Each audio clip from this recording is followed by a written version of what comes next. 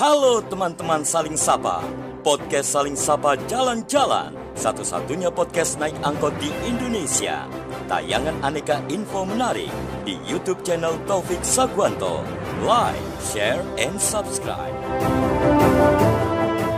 Menyaksikan bersama pemberian bendera Malang Health Tourism ya. Ini dia kita akan saksikan bersama meresmikan. Ya, kita hitung bareng-bareng ya Bapak dan juga Ibu. Kita saksikan ini dia peresmian dari Malang Health Tourism. Kita akan langsung berikan benderanya kepada ketua kita, Bapak Ardantia. Nah, kita mungkin boleh persilakan untuk foto bersama Pak sejenak. Nah.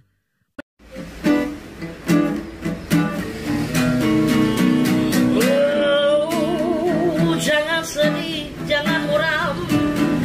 Berikanlah sebuah senyuman. Ikutlah denganku kawan. Podcast Saling Sapa jalan-jalan.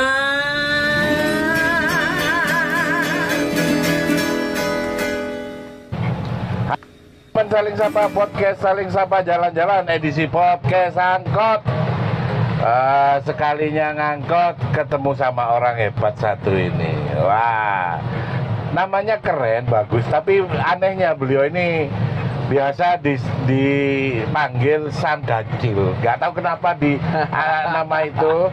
Ya langsung aja, the one and only. Selamat datang Sam Dacil. Terima kasih Bro Taufik, yang paling keren, paling top sekota Malang.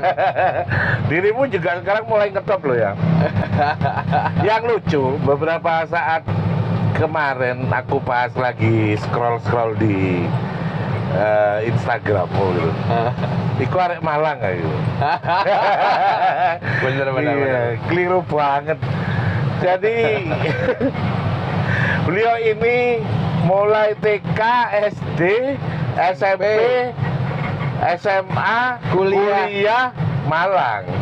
Cuman permasalahannya beliau ini lulus dari Brawijaya, langsung Kanada, baru Jakarta yo. Bener. Jadi sama sekali ngomongnya bisa ngomong yang hilang Jawanya sama sekali bisa. Kan 20 tahun ya. 20 tahun Jakarta baru balik ke Malang. Tapi ya iso bahasa Jawa. Lah, maksudku kan iku mangga. Jadi dipikir iku Malang dah. Kok gak percaya soalnya kan ada dirimu pidato apa itu. Jadi lo nak Malang apa yo? Kok lek gak rupanya seleranya harus kedong Malang yo. Gak gelem arek kos-kosan rupanya. Istilah guyon kita ya. Iya.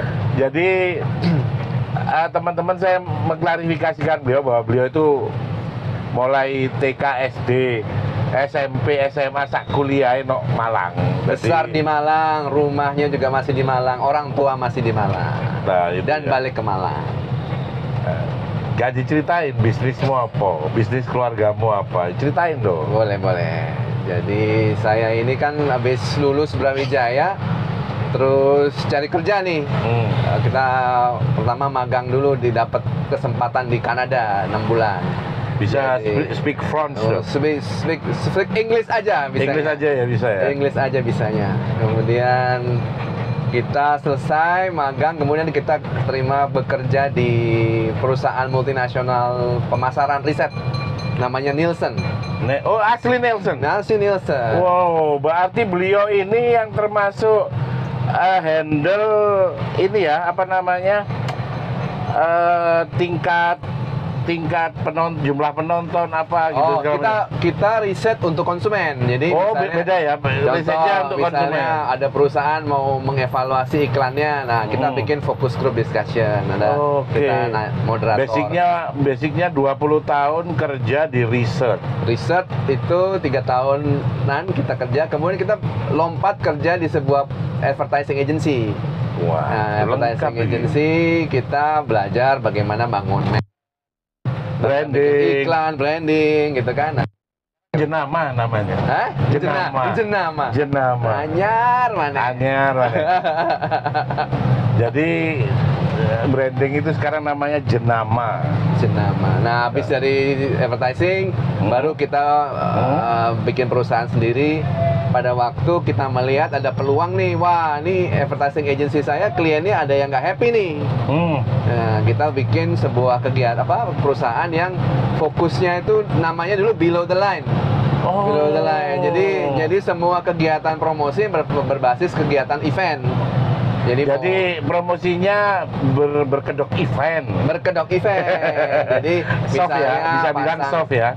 Di supermarket misalnya kita pasang SPG sama booth gitu kan. Kita bikin di beberapa kota gitu, atau Nestle masuk ke pasar-pasar. Oke. Ya, kira-kira gitulah pekerjaan kita dulu.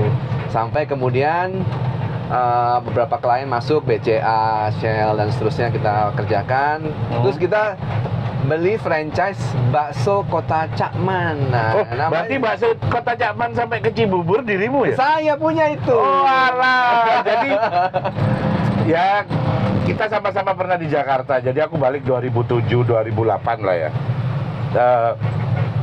Sempet lihat bakso Cakman itu ada di Cibubur Junction. Iya. Di dekat Cineplex 21. Iya. Itu dirimu yang bawa ya? Iya, Keren gitu loh. Jadi kita ini bagaimana ya? Orang Malang lagi merantau, wah nggak ada nih bakso enak di kota Jakarta ini. Wah, kita bawa aja, Pak. Boleh nggak saya franchise?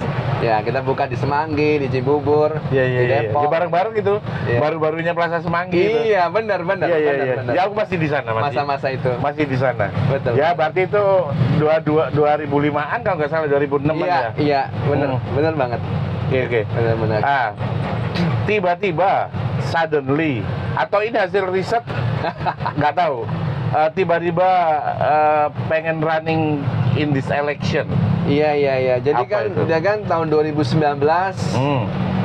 Ya ayah ya atau orang tua itu bikin rumah sakit Persada gitu ya. Oke. Nah, Ini keluarganya ngomong, ini keluarganya yang handle, yang foundernya jadi Persada orang ya. tua, paman dan dokter yang lain bikin rumah sakit Persada. Itu benar-benar dibangun sama dokter ya kalau nggak salah. Ya, ini beberapa dokter-dokter berkolaborasi lah. Keren. Rumah sakit ini niatnya bikin rumah sakit kelas internasional. 2014 dibangun, dibuka. Terus 2019 5 tahun berjalan, ada pergantian pengurus. Nah, saya diundang atau diajak masuk lah untuk bantuin untuk di Malang. Nah, saya memutuskan ya udah oke. Namanya juga orang tua punya kerjaan, ya kita baliklah support ke Malang. Nggak tahu itu Covid kan? Jadi Covid. Lu ngerasain tuh pusingnya. Pusing gua. Jadi kerja di nakes ya? Iya, saya ngerjain benar-benar punya background kesehatan tapi harus menata bisnis pelayanan kesehatan yang disrupsi ya. Jadi Ya, Covid itu betul total disrupsi. Jadi kita nggak ada pakemnya untuk ngurusin Covid pada waktu itu. Dan nggak tahu belajar ke siapa gitu ya? Nggak belajar. Jadi kemampuan kita beradaptasi pada waktu itu saat itu yang menentukan. Sangat menentukan. Kita bikin drive-thru Covid waktu itu kan ada isolasi hotel. Jadi hotel-hotel kan kosong tuh. Ya. Nah, kita kerjasama. Jadi banyak permintaan untuk isolasi. Nah, kita undang perusahaan untuk bisa masuk menyewa layanan kita tuh per kamar per 7 hari berapa harganya gitu. Nah, Okay. Jadi bertiga hotel full kita book waktu itu. Jadi kita nggak ngurusin rumah sakit tapi juga ngurusin tambahan pasien di 3 hotel. Seru waktu itu. Benar-benar hal yang baru ya. Banget. Tapi adaptif akhirnya ya. Iya, sangat harus adaptif. Yang penting kita terus survive lah, yaitu bawaan pengusaha atau pedagang kan begitu ya. Harus survive Mas ya. Ya kalau buat aku rumah sakit itu kan berdagang sambil ada humanisnya. Sambil humas sosial. Ya betul. Nah pertanyaan yang jadi belum dijawab. Jadi setelah Covid saya kemudian berpikir bagaimana pengembangan rumah sakit ke depan. Jadi saya berpikir bahwa rumah sakit ini harus mencari pasar tidak hanya di Kota Malang tapi juga pasien-pasien dari luar kota gitu kan. Nah, jadi ya masuk ke dalam topik medical tourism. Sorry, I think you the first person to share that idea. Really? Sebetulnya itu ide lama ya. Enggak di Malang, di Malang mungkin ya. Jadi mungkin jadi aku tak tahu dirimu itu sebelum tahu dirimu Dacil ya seserius itu tahu. Yang pertama ya bahwa dirimu nge-share ide bahwa medical tourism. Itu keren banget buat aku. Betul. Ya, itu cita-cita ya, cita-citanya. Jadi Malang memungkinkan nggak untuk jadi kota medical tourism? saya rasa memungkinkan. Jadi kan kita udah komunikasi juga dengan Pak Menteri Sandiaga. Jadi dia bilang boleh, karena kan Malang punya basis pendidikan FK-nya yang juga kuat. Ya, banyak. Dokter-dokternya juga sudah sangat subspesialistik di berbagai bidang. Rumah sakitnya juga bisa di-upgrade. Jadi saya rasa bisa untuk mediknya. Nah, kemudian Pak Menteri Sandiaga ngelihat bahwa ada potensi pariwisata ini ya, wellness. Jadi kita kan ada gunung, Bromo, ada batu, ada itu buat wellness ya. Buat wellness itu memungkinkan sekali untuk bisa diangkat dan diolah. Nah, kalau ingat itu aku jadi ingat tahun-tahun 80-an itu bahwa rumah sakit paru di Batu itu salah satu kenapa di sana karena memang memungkinkan saat itu gitu ya. Cuaca di Batu memungkinkan untuk orang yang terkena gangguan paru-paru itu nyaman gitu. Betul banget. Nah, itu kan idenya mirip itu ya. Nggak pernah diangkat kan selama ini. Jadi ini makanya ada rumah sakit paru di Batu itu. Betul. Jadi kalau dalam kesehatan tuh ternyata ada dunia untuk preventif. Nah, preventif. Ya, gitu. Jadi kita harus mencegah. Nah, ini saya melihat bahwa waktu mengurusi Malang Health Tourism ini ternyata banyak potensi atau kekuatan yang ada di Malang ini ternyata tidak terkolaborasikan dengan baik. Gitu, masih Pak. bercerai-berai. Semua jalan sendiri-sendiri. Wah, ini berarti arahnya Anda adalah bagaimana menjadi leader di sini yang arahnya adalah merangkai ya atau Betul sekali, Mas. mendirijen ya. Betul, Mas Bro. Jadi kita ini harus mendirijen. Kita tahu kita harus menciptakan added value baru. Oke. Nah, semua beliau-beliau ini kan semua sudah bekerja dengan masing-masing, tapi tidak dikolaborasikan, tidak ada hal yang baru. Ini baru berkesehatan. Belum dari nanti UMKM, ya kan? Belum pendidikan, Sport tourism. belum tourism. Ini semua harus dicampur-campur dan dikerangkai sehingga ada sesuatu yang baru. Dan itu yang saya lihat dari pengalaman mengurusi Malang Health Tourism ini, saya jadinya wah, ini kayaknya pulang kampung ke Malang ini kayaknya kalau ada kesempatan untuk bisa mimpin, ikut menyumbangsikan tenaga dan pikiran dan kemampuan kita dan jaringan kita ke kota Malang, bisa nih kita punya kota Malang masa kecil kita ini jadi lebih muncul dengan kota-kota yang lain juga gitu. Saya rasa itu sih cita-citanya. Menjadi kota yang mungkin lebih berdaya saing ya, karena memiliki banyak menu yang ditawarkan gitu. Betul. Sudah sejauh apa nih? Apa sudah dapat pengennya dapat pendukung? Ya, maksudku gini. Sudah masuk ke partai mana aja nih menawarkan diri nih? Ya, kita udah kan kita sebagai kader PSI. Oh, kader PSI. Kita kader PSI itu sudah juga mendaftar ke PSI sebagai calon wali kota. Kita juga sudah mendaftar ke PKB sebagai calon wali kota. Kita sudah mendaftar ke Nasdem. Kita sudah mendaftar ke PDIP. Kita sudah mendaftar ke Demokrat. Kita sudah komunikasi juga dengan Golkar, dengan Gerindra. Banyak deh, pokoknya kita sudah banyak ngobrol-ngobrol, PKS bahkan kita juga sudah ngobrol. Jadi kita sudah banyak ngobrol-ngobrol, saling sharing, mengetahui apa keinginan partai politik juga untuk membangun kota Malang seperti apa yang bisa saya tawarkan. Ya, kita lihat sekarang partai-partai tersebut memberikan pesan pada saya, Anda silahkan menaikkan elektabilitas gitu ya. Harus N1 apa boleh N2? Nah, itu pertanyaan menarik. Saya jawab sama setiap orang, saya ini terbuka N1, N2 karena yang penting saya bisa kerja untuk memiliki otoritas, mengkolaborasikan tadi, Mas. You need any power, right? Saya butuh otoritas. Untuk bisa menata. Karena segenggam otoritas itu lebih besar dari sekeranjang kebenaran bisa jadi. Asik. Tapi yang penting itu.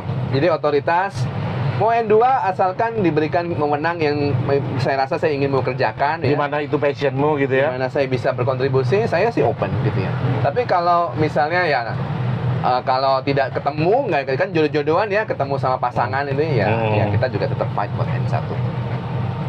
Balik lagi nih, aku pengen mengulik lagi. buat dirimu yang namanya jadi wali kota di era sekarang itu, what the big difference between the last you? Dengan masa lalu ya. Iya. Saya rasa saya juga tidak rocket science, maksud tidak pinter-pinter banget. Saya melihat banyak contoh-contoh anak-anak muda yang udah sukses mimpin pemerintah daerah. Ya di Kediri dengan itu, di Trenggalek, Mas Ipin, di Solo, Nganjuk, anak muda semua itu. Semua muda-muda. Dan anak muda ini memberikan kontribusi yang signifikan dalam hal baru dalam melihat masalah dan memberikan solusinya. Nah, saya ingin bawa itu untuk Kota Malang. Maksudnya kalau kita dapat peluang, kenapa enggak sih? Kita juga pengen kota kita ini juga bisa sekelas kota-kota lain ya, bahkan di-acknowledge oleh luar negeri. Betul. Ya kan? Kita pingin banyak orang turis datang ke sini, nggak cuma lokal tapi juga dari luar negeri, bisa lebih belanja banyak ke sini. Nah, pendekatan-pendekatan gitu yang saya rasa perlu ada anak muda yang datang dan ikut diberikan kesempatan bahwa untuk bisa bawa kebaruan ya, dan melakukan terobosan. Terus nih, karena buat aku gini, dirimu itu hidup sudah enak loh, ya kan? Hidup sudah enak gitu buat aku. Kenapa masih mikir jadi wali kota gitu? Ya, aku rasa sih, ya kita ini punya idealisme. Kalau nggak punya idealisme maka kita ya hidup ini cuma gitu-gitu aja ya. Idealisme adalah cita-cita atau keinginan yang ideal, kita tuh pengen bisa berbuat lebih banyak pada orang lain gitu kan. Itu apalagi ini adalah sense belongingnya tinggi. Ini adalah rumah saya di sini nih. Yes. Ini adalah kampung halaman saya, orang tua saya di sini, kita punya usaha di sini. Jadi kenapa enggak sih saya kalau ada kesempatan untuk bisa berbuat lebih banyak buat Kota Malang? Karena menurut saya dalam gambaran pikiran saya ini bisa, tapi perlu seorang yang memahami gitu ya? Bagaimana melakukan gitu ya. Kalau itu sebenarnya yang kita cari. Kalau masalah hidup enak ya relatif bro, relatif ya, artinya kita juga selalu ingin mencari aktualisasi yang lebih. Artinya kan mungkin secara ekonomi karena sudah selesai dengan dirinya, sekarang bagaimana mengaktualisasikan lebih, kira-kira begitulah. Asik. Dirimu melihat seorang Dacil itu suka kerja dalam tim, bekerja antar tim, atau event seorang diri maju? Seorang pemimpin yang bagus itu tidak pernah seorang diri. Dia harus mampu mendeskripsikan kita mau kemana, dan kemudian kita harus bisa menjelaskan kepada tim, dan kemudian mengajak yang lain juga bisa ikut dengan ide besar tersebut. Itu namanya pemimpin yang benar. Jadi kita nggak pernah hidup sendiri. Nah, memang itu selalu challenging karena kita mau ke sana, berarti kita harus perlu waktu untuk menjelaskan kepada beliau-beliau, meyakinkan bahwa ini adalah jalan yang terbaik, atau mungkin menerima feedback dulu untuk menyempurnakan apa yang kita bisa sama-sama setujui mau kemana. Nah, belum lagi kita juga harus bersabar ya dalam menjalani proses dalam eksekusi.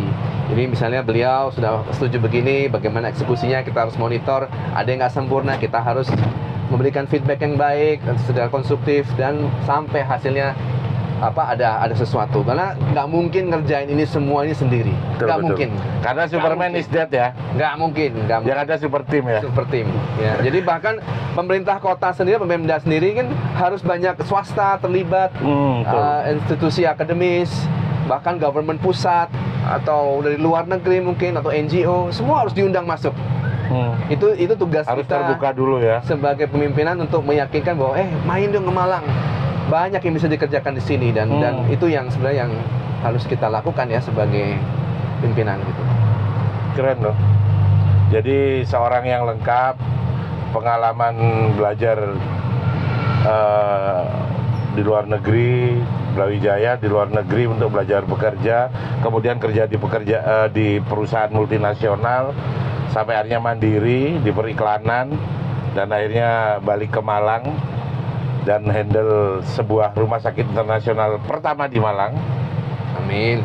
Pertama dong. Ya, yang ingin bertaraf internasional. Ya, amin. Jadi buat saya beliau adalah sosok yang lengkap. Tinggal mungkin berharap lebih dikenal aja ya. Ya. Gitu ya Pak Dacil ya. Betul. Saya ini kan juga udah 20 tahun. Koncone wis Iya, konco-konco ya wis sembulat yang Jakarta, yang Surabaya, yang Mandini ya Mas ya. tapi temenmu Bawi Karsu support gitu loh. Oh iya, teman-teman pasti support temennya kalau mau juga. Kita kan nggak ada yang banyak backgroundnya bukan politik ya. Dan mereka mengerti bahwa saya ini tidak pernah berkarir di politik karena memang senangnya adalah berusaha. Nah jadi mereka cukup percaya bahwa temennya ini pengen berbuat buat kota halaman, kampung halaman kita sama-sama gitu. Gitu sih. Ada pesan nih sebelum episode kali ini kita tutup. Sebuah quotes mungkin buat teman-teman. Ya, saya sih berharap Kota Malang dan seluruh warga di dalamnya ini percaya bahwa kita bisa lebih maju dari yang sekarang. Wah. Tapi untuk lebih maju itu harus bareng-bareng. Jangan terlalu banyak kita mengedepankan komplain ya. Jadi kita ini banyak ketidaksempurnaan. Justru kita harus ngobrol bareng, ngobrol yang konstruktif. Semua pasti ingin lebih berhasil dari yang sekarang. Tapi apa ya, harus deposeliro, toleransi dan juga kebersamaan ini juga harus dikedepankan. Jadi kalau kita sama-sama pasti bisa. Keren loh. Jadi meminimalkan komplain tapi memaksimalkan teposeliro ngobrol ya. Semua bisa diobrolin ya. Benar bos. Oke. Terima kasih loh ya. Siap bos. Terima kasih bos. Oke, sama-sama. Semoga tayangan bermanfaat. Wassalamualaikum warahmatullahi wabarakatuh. Waalaikumsalam. Asik kan? Yes.